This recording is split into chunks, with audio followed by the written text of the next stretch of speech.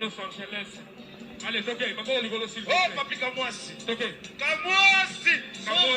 Sors. Chéri na. Bala bi chéri na malo bakasa mona boke. Bala bandal boke loko yo. Didier Banco de Los Angeles.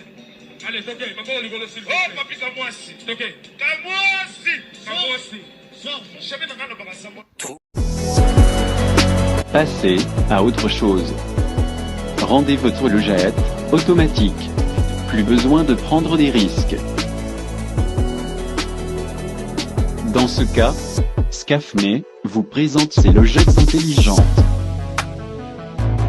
Elle garantit la protection de vos appareils contre les mauvaises qualités du courant. Soyez en sécurité. Plus besoin d'aller faire des ponts des phases dans vos logettes, car elles s'exécutent automatiquement grâce à la logette intelligente. Une fois que vous placez ce dispositif, dénommé Pompe-Ball, votre logette sera automatisée et vous n'aurez plus à prendre le danger d'aller faire des manœuvres dans votre logette électrique.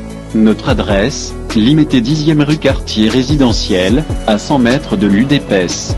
Scafme, toujours à votre service.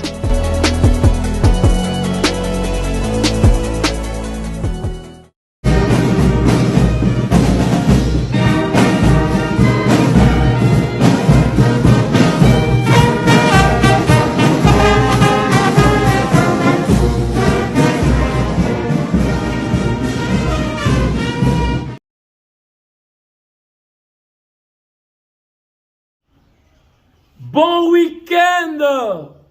Bienvenue dans PK News sabbatique.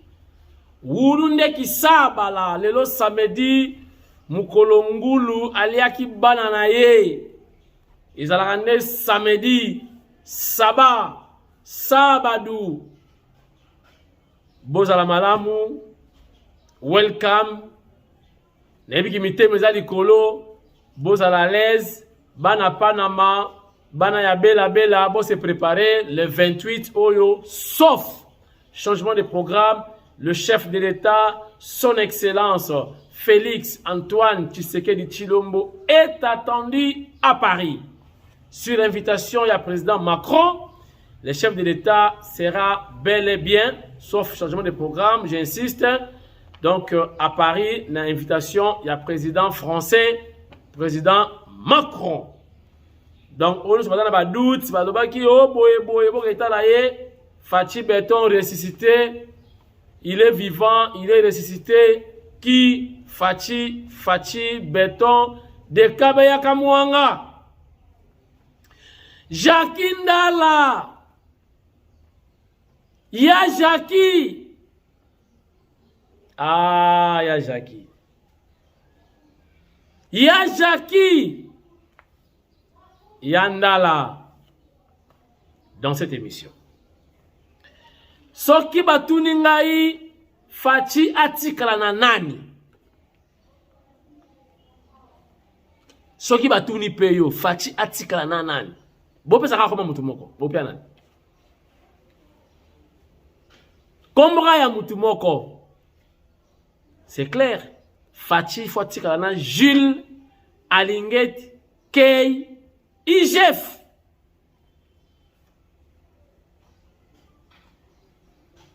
Fachi atikala na nani? Soki batuni motuna wana. Atana ndoto. Soki olali. Balobi Fachi atikala kana mutu moko nani? Kobangati. Loba Fachi atikala na Jules Alinget Kay.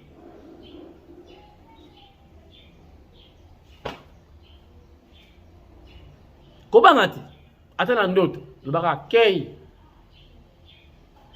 Ali Ngeti soko bakome bungu na ndoto batuno so atikala na lubaka IGF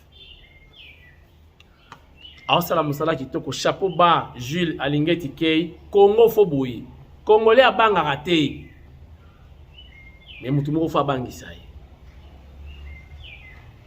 Merci Jules Alingeti, détermination na yo, souci aux anango, pour na changer mboka etambola, mbongo ekota ba banga pe mbongo à l'état. so bato banga mbongo ya leta te mboka ekokufa. Elobi nango Fatie Makabi bayiba kata ndambu tika tandambu. 3 candidats na course na poste moko ya président ou présidence ya Assemblée nationale. Donc parlement, autrement dit la chambre basse. Et pas y wapi bakena ko légiférer, to peut ko voter, ko créer ba loi et puis ko contrôler l'exécutif. C'est ça en fait Moussala to peut mission ya Assemblée nationale en dehors il y a ba commission ECOFIN tout ça. Voilà. Donc 3 candidats na kacha masolo wana ya liboso Mbosso mwana ya Montikile malgré comment na GB mais mwana ya Montikile mwana ya Prince Alalou mwana ya ma campagne na Saint-Luc lelo comment na GB. Donc Mbosso na saluer pe mwana ye moko comme na ye Mario tutanga na ngai ensemble. Donc, Mbosso Koudiapwanga, candidat. Ou parmi les candidats. Vital Kamere Rwakaningini. Hein, c'est Rwakaningini. Voilà. Candidat. Bahati Lukwebo. Candidat. Sukoyo Bangotu Union Sacrée. Ticket Union Sacrée. Ezoye banate. Nga sikona kolobanini que le meilleur gagne. Moto na moto abimisa ba stratégie acha ba mbongo na yeba koloba ba représentant ya peuple bakotala entre batala profil entre les 3 candidats nani oyo bango ba sengeli oyo ba sengi ba souhaiter akonza bango na Assemblée nationale. Et c'est la démocratie. Moto na moto kota na terrasse la campagne na ou a gagné, a gagné que les meilleurs gagnent. Et surtout, bonne chance à tout le monde. Coup de chapeau, Jean-Pierre Bemba Gombo, le VPM, il y a défense nationale et puis il y a ses combattants. À Kitaki na Ituri, mais kuna mission na il est là qui est officiel, mais à manquer de koraté lokomoko, il a reçu. Il y a pour rassembler ba chef, il y a ba rebelle, ba chef, il y a ba milice, oyo ba accepter, ba signer accord, il y a cessé le feu et avec le temps, soki et kozala malamu, ba remettre ba arme, ba tika, bitumba, ba enterrer la hache de guerre comme on dit. Botalango, en image.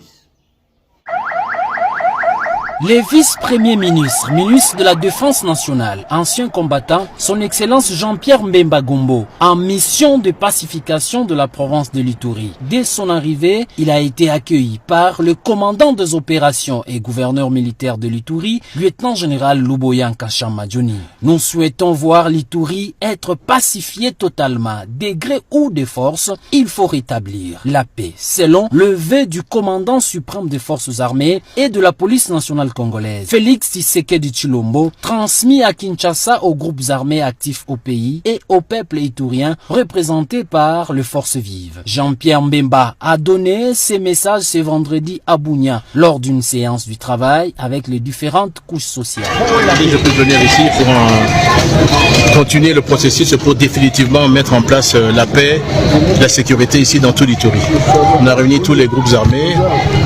Il y a une déclaration qu'ils ont faite que vous allez avoir une copie et c'est ça qui est le plus important. La paix ici dans tout l'Ituri. De l'abstrait au concret, après les échanges patriotiques entre les groupes armés et les forces de défense et de sécurité réunis autour du VPM, un accord de cessez-le-feu a été lu par le leader des groupes armés. Nous, les groupes armés de l'Ituri, réunis à date du 19 avril 2024, sous la haute responsabilité de son Excellence, Monsieur le vice-premier ministre et ministre de la Défense nationale, Jean-Pierre Bemba, prenons l'engagement de cesser immédiatement les hostilités dans les terrains de la paix. Notez bien, tout contrevenant au présent acte se verra sanctionné par les actions militaires ou judiciaires. Avant de s'envoler pour Kinshasa, le vice-premier ministre, ministre de la Défense, a fortement salué l'engagement de plus de ces groupes armés. Rappelons que la situation sécuritaire de l'Ituri se diffère de celle du Nord Kivu. Ici, le retour de la paix, il faut le pardon et la réconciliation sincère de peuple. Ces nouveaux engagements ouvrent finalement une nouvelle page pour le retour de la paix en Ituri. Pasteur oyo a humiliaki maman wana pona 2000 francs ya mabonza ya dali pasteur patron 2000 francs dali mbongo ya ba pasteur anzala azwi ba coup de fil ya ba collègue ba pasteur mokili mobimba pasteur afukami asengi pardon na aimé na sepeli na simplicité na ye mais na souhaitaki maman wana pe azala wana ayebisa mama wana pe amama umfuila nkenda ngudi bana utufuile luse wana chiluba pardon na chiluba donc ayebisa mama wana desculpa minha mãe em português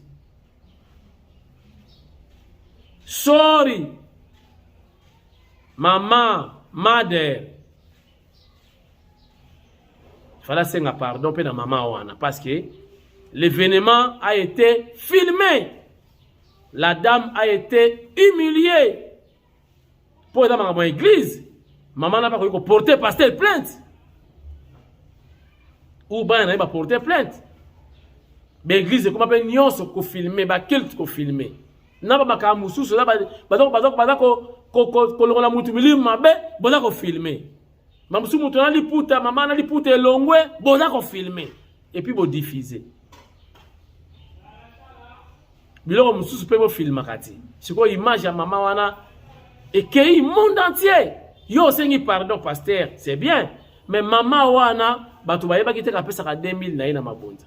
Siko yo sambwisiye. Réputation na ye, son image. Wana benaka imputation dommageable. Atteinte na image ya mutu. Oui.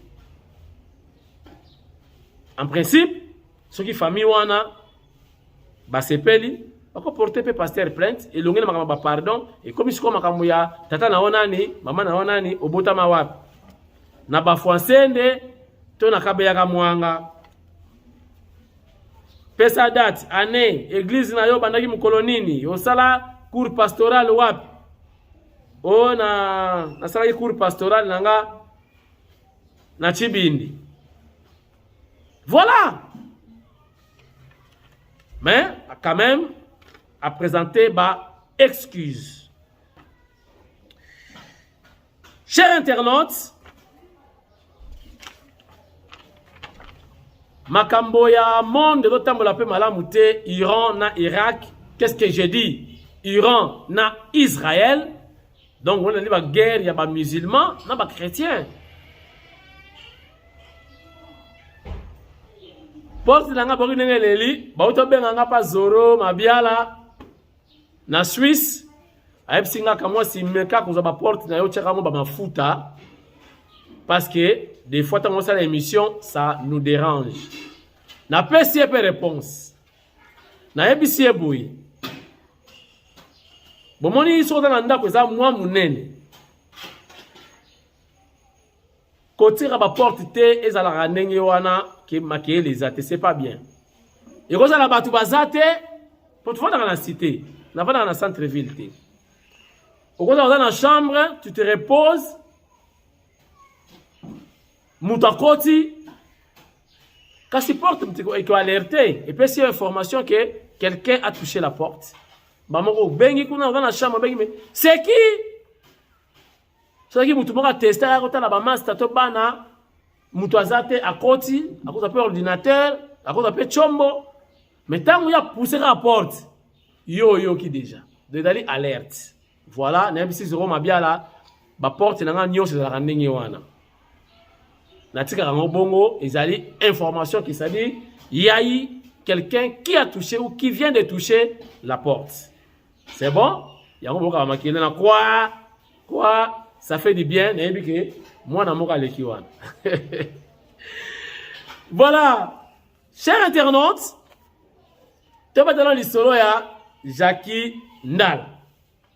En tout cas, ils ont actualité que Jackie Ndala a quitté Moïse Katumbi. Tu as analysé? Ngana yebi saka bango bako quitté. Etikali Francis Kalombo. Etikali Mvwemba. Na yebi saka bango déjà. Pas Moïse. Bakepe mingi pona katuku bianza. Eloko eza. Mais Moïse peut continuer comme misaka mbongo te. Mbongo ebongaka, ekendaka, ezongaka. Moïse n'est plus dans les affaires de l'État. Atika na ba faire naie personnel, ba commerce, tout ça. Alors, mbongo commerce, ezalaka pas si pona kokabango parce que faut et ça la bénéfice. Bénéfice pour le rozwango, faut qu'on ça la étude du marché, oye babiloko nini oko larguer na terrain, nini o ba ko senga on a besoin, o couler marchandises rapidement, o sala lobbying, o sala peu marketing, ti o teka, o garder capital, bénéfice on ça la dépense mais avec beaucoup de prudence. Alors, ba commerçant mingi ba kabarati. Donc, Moïse, le col dans les affaires de l'État, a encore un niveau makasi. Et puis, il y a que Fatih le pouvoir la deuxième fois boyer, et Sili, et qu'on a la passe, il va accéder au pouvoir. C'est une vérité. Donc, le deuxième mandat, il y a des personnes qui n'ont pas de doute. Oh non, Kabila, il y a pouvoir, il y a boyer, mais yambalo yo boboli même dasali pena campagne atamboli atoki libumwe kiti na mwasi na ye ba kondi bomema non chef de l'état na maman Denise ba kondi timu ko na suka otozaki na bango na kenge na mboso fachi mukola sisi campagne yango wana na libanda tolali na ntsele kuna epa na ye na tongo nango biso to précédé na famille na ye Ye aye siko Sainte-Thérèse pour ça la meeting yasuka. Nathalie Fachi a kondi a comment qui kenge. Donc c'était presque 22 heures. Batu bazelie kolomwanaye na masimanimba malamoko na kenge très fatigué. Batu bamoni ki oui. Si le premier mandat daki o Kabila déficient o boy na boy o penza azui. Sikoyo azui. Le col azui, faut abattre l'ango. Imaginez Katumbi Kozonga sous na pouvoir mokolonini comme gouverneur. L'éloté, madame Souspé c'est fini. Si vous appelez ça kabonga kambongo, Katumbi pe kangi robinet. Bayanda la pe batali. À venir. Jackie est encore jeune, il y a Jackie. Non, ben yaya, keba na ngota pe viena. Par respect kaka, bon, na cadre pas ya émission, ya Jackie. Yeto ben kaka JDT Moulopwe, ya Jackie. Alors, Moïse a cause on na faire, atiki na be politique. Sur avenir ya Jackie Ndala e kozala nini? Certainement, il a des ambitions. Jackie Ndala un télo. Et on collaborait avant. Naye, il y a yebi masolo na biso biso mbale. Ngala mona ki fala ya UDPS banda kala. Akeko tambola ba PPRD Moïse, bon. Il y a encore du temps. Ce que j'ai appris qu'Alinga c'est la partie politique naye, mais moi je trouve que vous avez la charge. Tu as la partie politique combien? Et puis, il y a un seuil. Ils ont bon.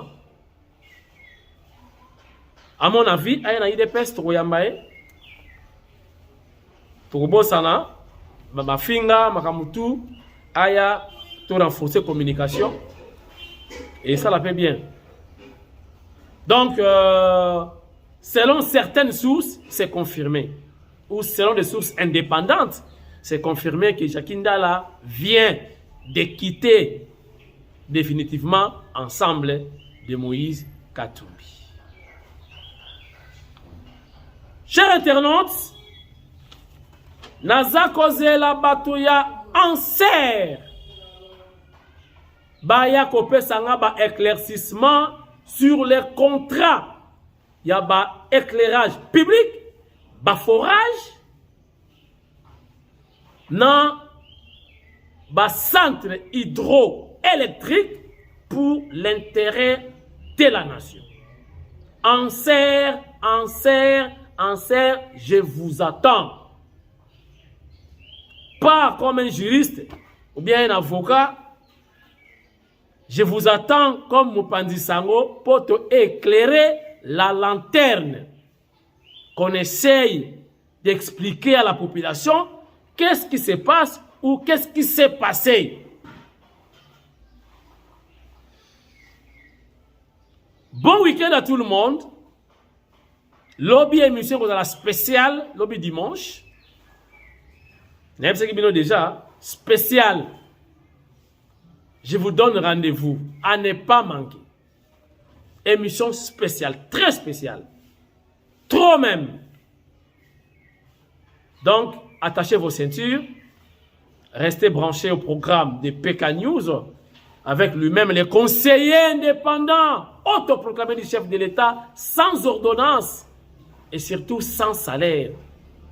Hier, j'allais oublier, comment dirais-je, le chef de l'État était ensemble avec l'exécutif, c'est-à-dire le gouvernement, dans le cadre, il y a conseil des ministres, donc a eu lieu, lobby. Et Salamaki, dans mon équipe présence, il y a son excellence Nana Manouani na Kiumba Mfumubuku Océan, Moulongesh Wakalasa, professeur, docteur, était parmi les ministres présents dans le conseil des ministres. Merci na Willy Moucheni, code mondial, Willy Moucheni. Merci également à Villevorde, na Régine, Kapinga et Ratakate, ata aussi mbiki saba musulman, Kapinga na émission yo, Agobi Makak. Régine, Mama Munganga na Belgique. Merci Nampinda, Christine, Yepe Mama Munganga et Ratakate. Munganga na biso, Christine Mpinda, motema ya Joseph Mpinda, mobali ya Zua.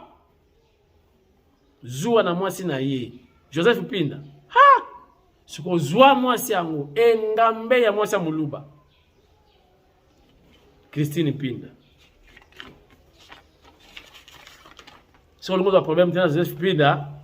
Pesa mwasi ne mbote des fois bagari bandi. Merci dans Coco Kabeya Coco na Suisse. Bangona Zoro Mabiala, bana ya Switzerland, na Italie, tout na Chilenge, Roger Mona Centreville. Bino tout bambo tebele, hein? Le samedi, pour comprendre, il faut moi ambiance, et ça la moi bien. Bino tout, en tout cas, bino tout, beaucoup de love, tout à l'ensemble, ici. On se retrouve, en tout cas, pour tout Bino. Bon week-end. On va fêter l'anniversaire na bango. Bon anniversaire. Et puis, les journalistes qui n'est pas IGF. Autant le rappel IGF. Même si Bino Bozela, beaucoup de émission, il y a Kofinga à Lingeti. Et ça va bon côté. Makamulo son avis est en amaka. Zela tourna yo. Nanu babengi yo te, yo komi kondima présent. Ba émission Zela, on commence la émission. Oh, président de la République, le chef de l'État doit faire très attention avec Gilles Lingeti. Oh, Noko, Noko Botika Gilles, ce n'est pas à vous de présenter Gilles auprès du chef de l'État. Le chef de l'État connaît Jules Alingeti plus que vous autres. Vous savez combien de fois je Jules Alingeti? Il a 30 millions de dollars à Zouati. Master, vous rêvez. Vous rêvez. Jules Alingeti a lobby zela. Tokozoyo Sima. Allez, vidéo. Il se croit qui? Jules Alingeti a conquérir le pouvoir à Félix. Oh, qui vous a dit ça? Ce qui Jules Alingeti a dit que le ministre a vous voyez bien? Yemoko a ebisa kinga lobi kamwasi ngala ko la politique. Na lingana dans la libre. Dans la administratif. Na la politique kuna j'aime pas. Yende azo aider la politique. Jules azo aider président, azo aider Congo. Pour la traquer. Bah. Lobby mission spéciale, hein, ceux qui vont rater et talibino. En serre, je vous attends. Merci beaucoup. Soki.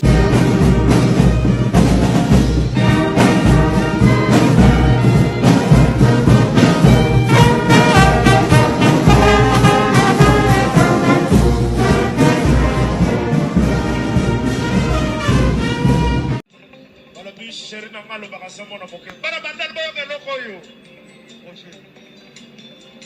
Didier Gakou de Los Angeles. Allez, Toké, ma bonne rigolo s'il vous Oh, plaît. papi Kamwasi. Toké. Kamwasi. Kamwasi. Sors.